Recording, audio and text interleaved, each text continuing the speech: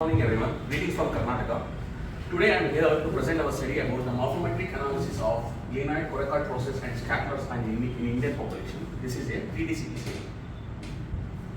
So, anterior-inferior glenoid bone loss is a common phenomenon following anterior-inferior shoulder dislocation. It is often unrecognized and underestimated. The incidence of this bone loss is around 22 to 44% in first-time dislocations and up to 88% in recurrent dislocations. This has been classified into subcritical and critical bone loss, subcritical being 10 to 15% and critical being 15 to 20%. The bone block procedure is the cornerstone in the treatment of critical glenoid bone loss in shoulder instability. Basically, we have three autograft options: scapular spine, coracoid process and iliac crest. Gilwell's classical Latarche is the most commonly performed procedure, followed by Stephen Burkhart's Comrata technique. Iliac crest graft is preferred if more glenoid coverage is required or in revision situations. Ideally, if the loss is more than 30%, we prefer the iliac crest graft. Scapular spine graft is the latest option for the subcritical bone loss. So there are only few studies on glenoid and coracoid process dimensions among Indian populations and no studies as regards to scapular spine dimensions among Indians. Most of the studies are population based. So it was our aim to evaluate the dimensions of glenoid, coracoid process and scapular spine on 3D CT scans in Indian populations.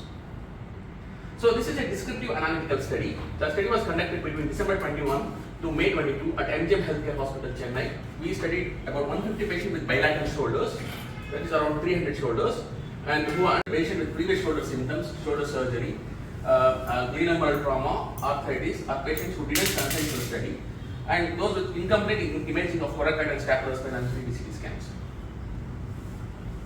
So these are the measurement: glenoid measurement, the glenoid height, mid glenoid width, and maximum glenoid width. The height is from the supra-glenoid tubercle to the inferior glenoid ring. Mid glenoid width is width of the glenoid at the midpoint of the glenoid height. Maximum glenoid width is width at the widest part of the glenoid. We did the coracoid measurements like usable coracoid length, coracoid height at 5 mm from the tip, coracoid height at 15 mm from the tip, coracoid width at 5 mm from the width, and coracoid width at 15 mm from the tip. We specifically chose these points because we are going to drill and fix the implants at these points.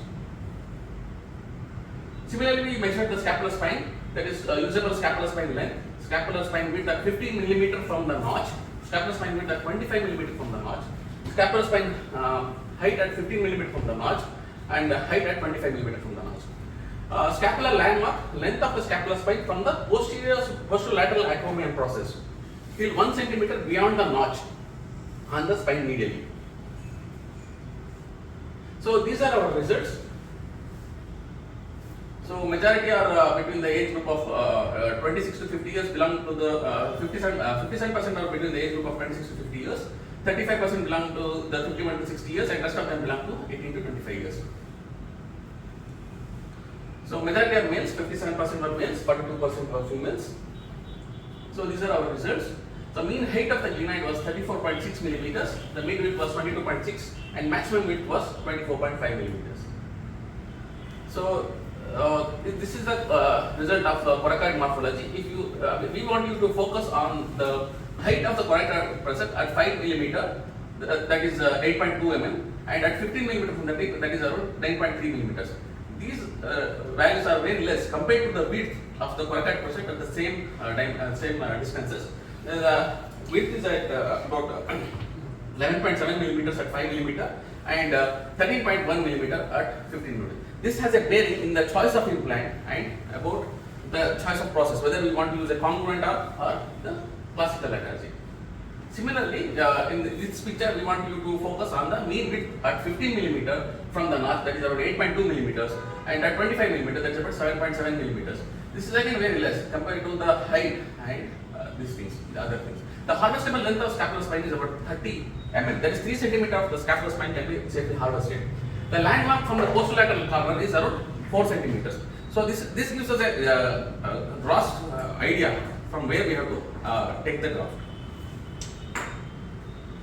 So we wanted to know whether age is a determinant. There is a statistically significant relation between the groups on all the measurements, that is height, mid width and maximum width of the glenoid. there is a statistically significant relation between all age group of measurements with respect to the sex, like height, width, maximum width of the unit, length, height and width of the coracoid, length, width and height of the scapula.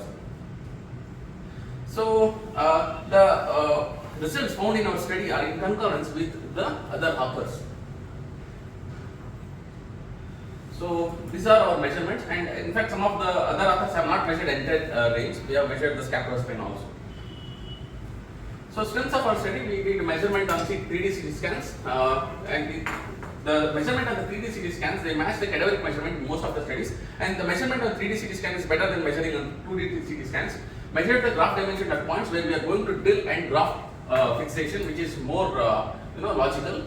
Large number of shoulders were evaluated, around 300, and we did the spine of scapula measurement. So pre-op evaluation to conclude, pre-op evaluation of 3D CT scan is valuable in decision making for managing lean and bone loss. Gil Walsh classical letargy gives the optimum coverage and best possible fixation choice. That means we can use 3.75, 4 mm malleus course and all. But if you are using a congruent arc letargy, it's better to use 2.75, 2.7 implant, lesser diameter implant, or better cover. It gives a better coverage because the height is more. But as width is less in the Indian population, they wanted the use of appropriate fixation implants and not the usual implants. Okay, thank you.